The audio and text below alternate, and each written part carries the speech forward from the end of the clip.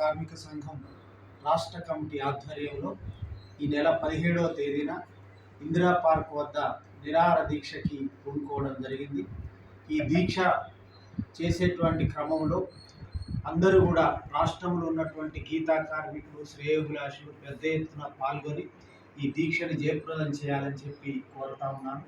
ప్రధానంగా రాష్ట్ర ప్రభుత్వం బడ్జెట్ పెట్టబోతుంది. ఈ బడ్జెట్లో గీతా కార్మికుల సంక్షేమానికి 5,000 కోట్ల రూపాయలు కేటాయించాలని, అట్లాగే కాంగ్రెస్ పార్టీ ఎన్నికల మేనిఫెస్టోలో ఇచ్చినటువంటి హామీలన్నీ కూడా అమలు చేయాలని చెప్పి డిమాండ్ చేస్తూ రాష్ట్ర కార్యవర్గం 105 మందితో ఈ యొక్క దీక్ష కొనసాగుతుంది. వేలాది మంది గీతా కార్మికులు ఈ దీక్షకు మద్దతుగా పాల్గొంటారు. ప్రభుత్వం ఇప్పటికైనా ఈ యొక్క సమస్యల్ని పరిష్కారం చేయాలని చెప్పి డిమాండ్ చేస్తూ ఉన్నాను. ప్రతి సంవత్సరం ప్రవేశపెట్టబోయేటువంటి బడ్జెట్లో గత సంవత్సరం బడ్జెట్ మేము 5,000 కోట్లు అడిగితే ప్రభుత్వం 70 కోట్లు మాత్రమే కేటాయించారు. ఆ కేటాయించినటువంటి 70 కోట్లలో కూడా 17 కోట్లు మాత్రమే విడుదల చేశారు. అవి కూడా సరిగా ఖర్చు చేయలేదు.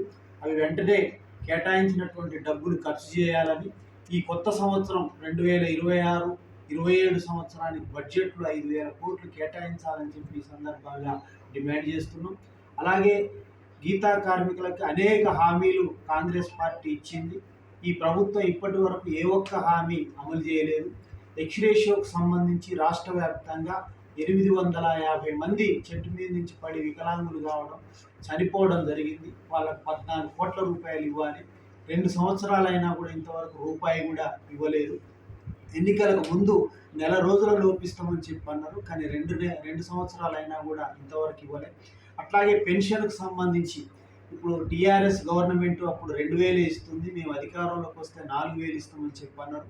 కానీ ఎప్పట్లాగానే 2,000 ఇస్తున్నారు, అది పెంచలేదు. అది పెంచాలని చెప్పి కూడా ఈ సందర్భంగా డిమాండ్ చేస్తున్నాం.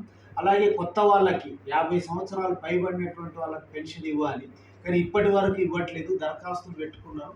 వాళ్ళందరికీ కూడా వెంటనే పెన్షన్ ఇవ్వాలని చెప్పి కూడా ఈ సందర్భంగా డిమాండ్ చేస్తున్నాం. అలాగే ప్రమాదాలు విపరీతంగా జరుగుతున్నాయి. ఈ ప్రమాదాలు నివారించడానికి కాటమయ్య రక్షణ కవచం పేరుతో ప్రభుత్వం ఇస్తుంది. రాష్ట్ర వ్యాప్తంగా 2,20,000 మంది సభ్యత్వం కలిగి ఉంటే కేవలం 20,000 మందికి మాత్రమే ఇప్పుడు ఈ సేఫ్టీ కిట్లు ఇవ్వడం జరిగింది. వృత్తి చేసేటువంటి గీతా కార్మికులందరికీ కూడా వెంటనే కాటమయ్య రక్షణ కవచం ఇవ్వాలని చెప్పి కూడా ఈ సందర్భంగా ప్రభుత్వాన్ని డిమాండ్ చేస్తున్నాం. ఏజెన్సీ ఏరియాలో సొసైటీలు పునరుద్ధరించాలని, వాళ్ళకు కూడా సంక్షేమ పథకాలు వర్తింపజేయాలని, ఇట్లా 14 డిమాండ్స్ని ప్రభుత్వం ముందు ఉంచుతున్నాం.